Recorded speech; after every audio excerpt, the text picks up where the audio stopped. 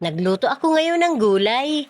Sinawgan ko siya ng pritong isda para hindi lang naman karning baboy, karning manok. May isda naman at may gulay. Tara na, magluto na tayo. May sibuyas, kamatis na ako dito, bawang. Luto ko na. Lalagay na natin yung kalabasa. Maggulay tayo ngayon.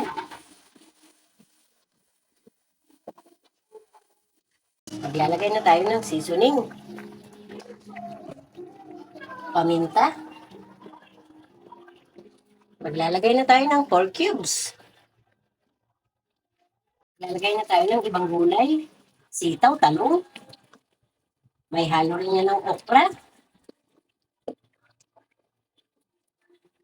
Yan. Lagyan na natin ng panimpla, patis.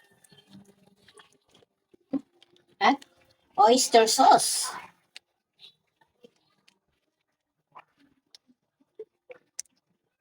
Ilalagay na natin yung prito sa ibabaw.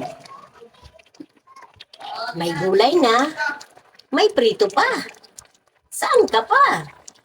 Dito na sa gulay. May kalabasa, pampalinaw ng mata. Yung mga nalalabuan. Pwede tayong kalabasa. Luto na ang ating mga gulay. Kain na tayo. Follow and share. Salamat!